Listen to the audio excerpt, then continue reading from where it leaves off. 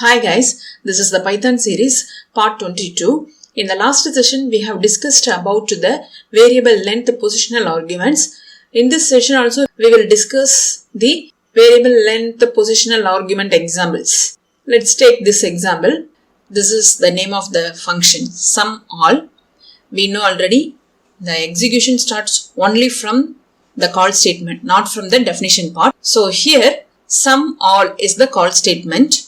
The control carries these values and jumps from the call statement to the definition part, and all the values will be stored inside the values because this is the variable length argument. Okay, and here result I have initialized 0. 0 is the value for result. Okay, and I have implemented the for loop. Inside the values we have 1, 2, 3, 4 and 5 elements. For the first iteration, the first element 1 will be stored inside the num variable, and here result plus equal num. This is the add and assign operator.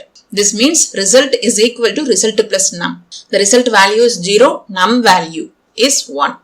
So the 1 will be stored inside the result variable, and then the second iteration of the for loop, the second element from the values will be stored inside the num variable.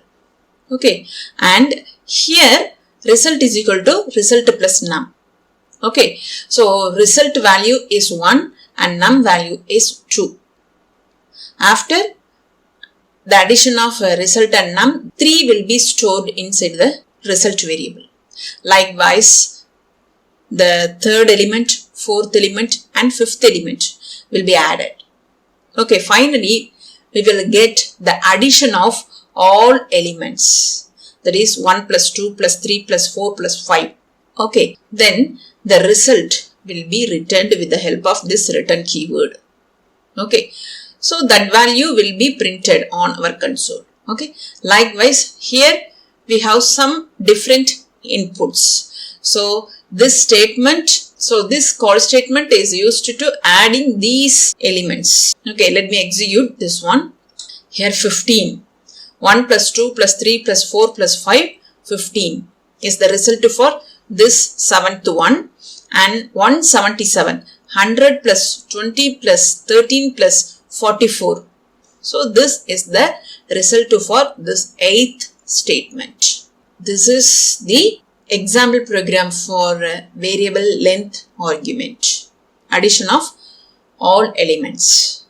And we have one more example. In this case, execution starts only from the 8th statement because here only we have the call statement, and the control carries all the values and jumps from the 8th statement to the function definition part for this call statement, and these values will be stored inside this arguments because here we have the variable length arguments, asterisk with the name of the variable. Okay, and here I have the variable name result. I assigned the 0th index value of this arguments to this result variable, that is 40 will be stored inside the result variable. And I have implemented the for loop. So arguments holds all the values. For the first iteration 40 will be stored inside the num variable, and here I have implemented the decision making statement. After the evaluation of this expression, we will get either true or false. If it returns true, the if block will be executed. Okay, so num holds 40 and result also holds 40. So num less than 40, that is 40 less than 40 returns false only. So the if block will be skipped, and the next element of arguments will be stored inside the num variable, that is 56 will be stored inside the num variable. Here after the evaluation of this expression, we will get true only because num holds 40 and result holds 56. So 40 less than 56 returns true. So the control comes inside the if block and the result will be updated, okay, to the num variable value. That is result will be now 56. The third iteration the third element, 67 of this argument value will be stored inside the num variable. Here num value is 67 and result value is 56. So after the evaluation of this expression, we will get false only. So the if block will be skipped and the control jumps from the fifth line to the third line, and the fourth element of this argument will be stored inside the num variable. Now the value of num is 7 and the value of result is 56. So after the evaluation of this expression, we will get true one. Now the result will be updated. Now the value of result will be 7.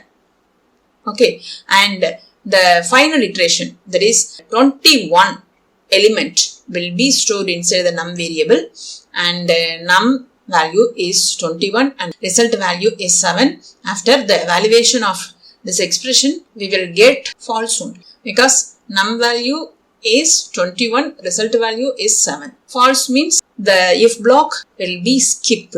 Now the result holds the 7. So that value will be returned. So we will get the smallest value among the given value. Let me execute this one. So we got 7. Okay. Why we need this type of variable length arguments? In large projects, we may not know the number of arguments to be passed in advance. In such cases, we can use this type of variable length argument. Okay, these comma separated values which are internally treated as tuple. I hope you all understood about what is the variable positional argument or arbitrary positional argument. We will discuss the arbitrary keyword argument in the next session. We have completed this session. If you have any doubts, drop the message on the comment section. If this video is useful to you, like and share. For more videos, subscribe my channel. Hit the bell icon, then only you will get the notification for my new updates. Have a nice day. Thank you.